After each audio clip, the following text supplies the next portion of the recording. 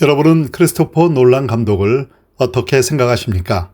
인터스텔라, 메멘토, 다크나이트, 덩케르크, 오펜하이머, 그리고 최근 전 세계적인 화제를 모으고 있는 신작 오디세이까지 오늘날 살아있는 영화 감독 가운데 가장 철학적인 감독을 꼽으라면 아마 많은 사람들이 크리스토퍼 놀란을 이야기할 것입니다.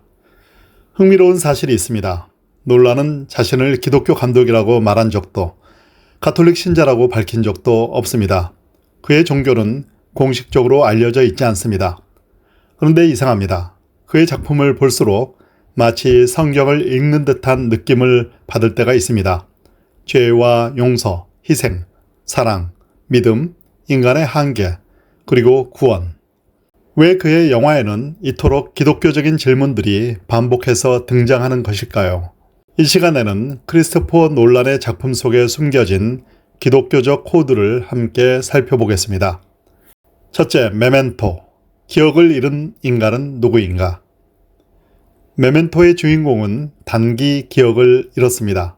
그는 매일 새로운 사람이 됩니다. 자신의 몸에 문신을 새기고 메모를 남기며 살아갑니다. 놀란 감독이 던지는 질문은 단순합니다. 기억을 잃으면 나는 여전히 나인가? 성경 역시 기억을 중요하게 여깁니다. 이스라엘은 하나님을 잊을 때마다 타락했습니다. 성찬 역시 이를 행하여 나를 기억하라는 말씀으로 시작됩니다. 인간은 기억을 잃을 때 정체성을 잃습니다. 메멘토는 기억을 잃어버린 현대인의 영적 초상화처럼 보입니다. 인터스텔라. 사랑은 과학을 넘어서는가? 놀란 감독의 영화 가운데 가장 기독교적인 작품을 하나 꼽으라면 많은 평론가들이 인터스텔라를 이야기합니다. 영화 속에서 사랑은 단순한 감정이 아닙니다. 시간과 공간을 초월하는 힘입니다.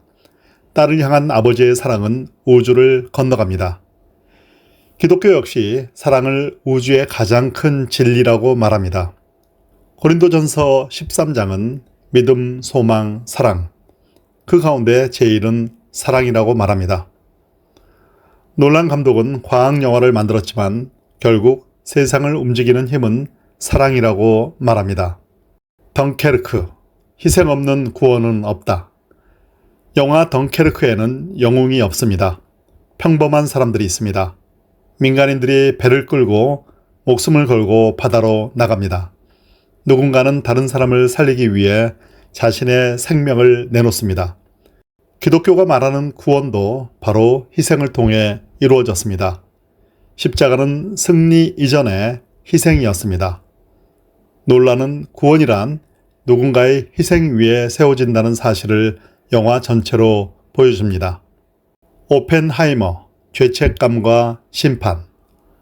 오펜하이머는 핵폭탄을 만든 사람이 아니라 죄를 짊어진 인간의 이야기입니다.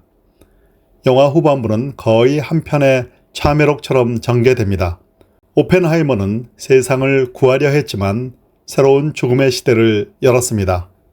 성경은 지식만으로는 인간을 구원하지 못한다고 말합니다.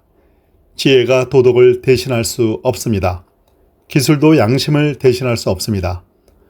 오펜하이머는 현대판 전도서라고 불러도 과장이 아닐 것입니다.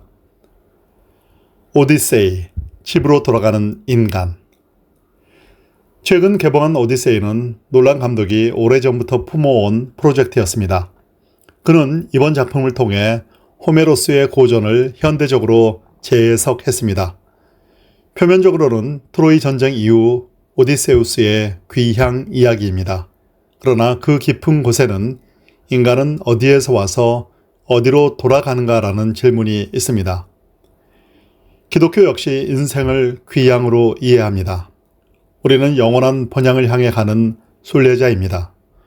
오디세우스가 수많은 유혹을 이기고 집으로 돌아가는 여정은 탕자의 귀향을 떠올리게 합니다.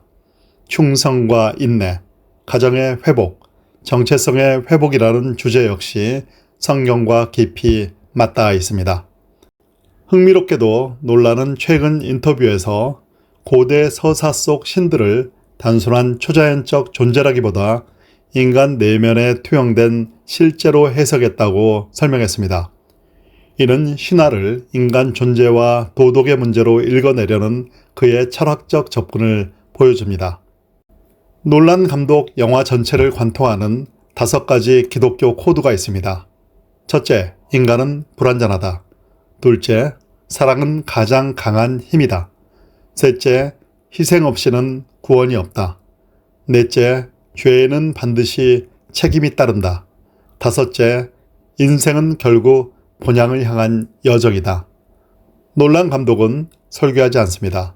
하지만 영화를 통해 이 질문들을 끊임없이 던집니다. 이제 결론을 말하겠습니다.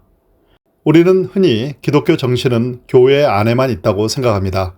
그러나 진실은 그렇지 않습니다.